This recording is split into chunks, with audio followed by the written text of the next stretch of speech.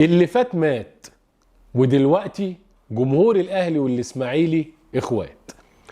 الفترة الأخيرة شفنا على السوشيال ميديا مظاهرة حب ومظاهرة تصالح ما بين جماهير الأهلي وجماهير الإسماعيلي، ودي بصراحة حاجة في منتهى الجمال والروعة.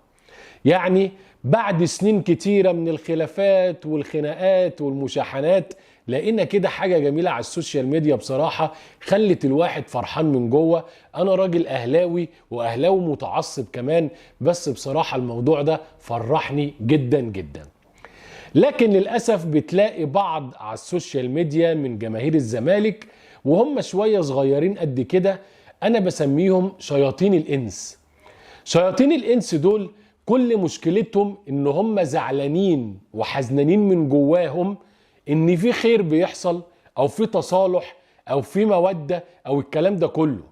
دول عايزين نار تولع، عايزين خناقات، عايزين شتيمة، عايزين ناس تضرب بعض، عايزين حاجة دايما الدنيا تبقى حريقة. ليه يا ابن الناس ما تعرفش؟ يعني انا بخاطب دول بقول له اركن الكرة على جنب وخليك راجل عاقل كده. لو انت راجل مسلم راجل عاقل وعارف دينك، عارف ان اي حاجة بتؤدي الى المشاحنات وللخلافات الكلام ده حرام. يعني احنا دايما الانسان على فطرته بيروح للتصالح، بيروح للمودة، انه يصالح بين الناس. الفتنة نائمة لعن الله من ايقظها. يعني احنا كده لقينا سبب جه من حيث لا نحتسب ولا نعلم. حوار الهبوط، طب الهبوط اتلغى، طب الاهلي كان رافض موضوع الهبوط عشان الاسماعيلي، وتحصل حالة حب ما بين الجمهورين. يا راجل افرح بالكلام ده لدينك لانسانيتك يا راجل. مش داير بقى ان انت هم السبب في اللي انتوا وصلتوا له يا اسماعيلي، هو انتوا نسيتوا، هو انتوا بيضحك عليكم. ده شغل شياطين، والله العظيم اللي بتعملوه ده شغل شياطين. احنا عايزين الحياة تبقى حلوة، في رياضة وفي منافسة وفي الكلام ده كله، بس يكون في روح تسامح. وعايز اقول لكم على حاجة كمان. الحالة اللي الاسماعيلي وصل لها والفترة الأخيرة في انهيار وبينافس على الهبوط كل سنة، مش الأهلي السبب فيها. بالعكس، ده الأهلي لما شال إيده من على الاسماعيلي الفترة الأخيرة الدنيا باظت. أقول لك مشكلة الاسماعيلي فين سريعا، ودي رسالة لجمهور الاسماعيلي كله. كل مجلس يجي يقول لك أصل هننمي الموارد وهنعمل، وكله كلام كذب. مفيش حد بيعمل حاجة على مدار 20 سنة. الاسماعيلي زمان إيه اللي كان منجحه وموقفه على رجليه؟ الاسماعيلي كان عنده جنينة كبيرة بتاعت مانجا بيزرعها، اللي هي الناشئين. احسن نادي في مصر كان عنده ناشئين، كل سنة يطلع له 3-4 ناشئين يخشوا في الفرقة، ويجي اخر كل سنة يمسك 2-3 لعيبة النجوم بتوعه يبيعهم للاهلي او لغير الاهلي، يمسك القرشين الحلوين 70-80% منهم كان بيصرف على الفرقة وباقي اللعيبة والمستحقات، و20% بيصرف فيها على الجنينة بتاعت المانجا بتاعت الناشئين. والدنيا كانت ماشية زي الفل في الاسماعيلي. مرة ياخد كاس، ينافس على الدوري، ياخد تاني، يلعب افريقيا، يلعب كونفدرالية.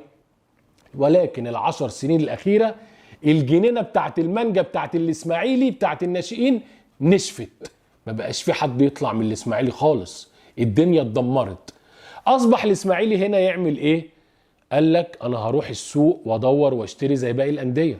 طب ده انت يا اسماعيلي سوري في اللفظ ما حيلتكش جنيه، هتخش سوق الانتقالات تشتري؟ فبقى يخش يشتري، انا اسف في اللفظ، بيشتري البواقي او بيشتري زباله الحاجه، بيجيب لعيبه كلها كسر بقاله 10 سنين، وفي الاخر اللعيبه دي تبقى ليها مستحقات واللعيبه ما تعرفش تشتري الاسماعيلي، والجنينه وقفت والاهلي خلاص راح مدي ظهره للاسماعيلي، هيشتري ايه؟ لعيبه كلها تعبان. بس عشان كده الاسماعيلي في الاخر وصل للحاله دي، لعيبه دون المستوى والناس ليها مستحقات، مفيش لعيبه بيطلعها يبيعها يدخل موارد، فالدنيا وقفت. عشان كده الحل من حد من جمهور الاهلي لجمهور الاسماعيلي، رجعوا تاني الجنينه بقوه بتاعت الناشئين. كل سنه طلع 3-4-5 ناشئين، كل سنه الاتنين التقال، بيع للاهلي، بيع لبيراميدز، بيع للزمالك، بيع في الخليج، وابدأ خد الفلوس دي مشي الدنيا مع فرقتك، ادفع مستحقاتك وخد جزء وليكن 20% اصرف على الناشئين بتوعك، وهكذا هتلاقي الدنيا مشيت. ابدأ بص زي ما كنت بتعمل الأفارقة، جون أنتوي، مش عارف جودوين، وأيضا طبعا الأسطورة اللي بالنسبة لي كان أوتاكا، برضه هات الناس اللي هي ب$100,000 و$200,000 يلعب معاك ويتألق وتبيعه بعد كده للأهلي للخليج للزمالك، وابدأ اكسب ودور نفسك تاني. لكن اللي بيضحك عليك يقول لك اصل الاهلي اللي وقع. طب ادي الاهلي بقى له فوق ال10 سنين اهو بعد عن الاسماعيلي، ايه اللي حصل؟ الاسماعيلي بينافس على الهبوط. في النهايه اتمنى ان الروح ترجع تاني بين جمهور الاهلي والاسماعيلي، نستثمر الحاله دي.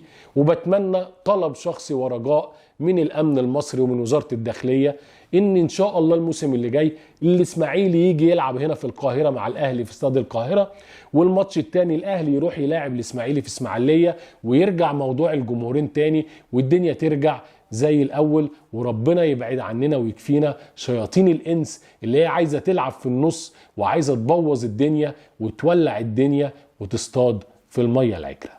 في النهايه بحب اشكر حضراتكم.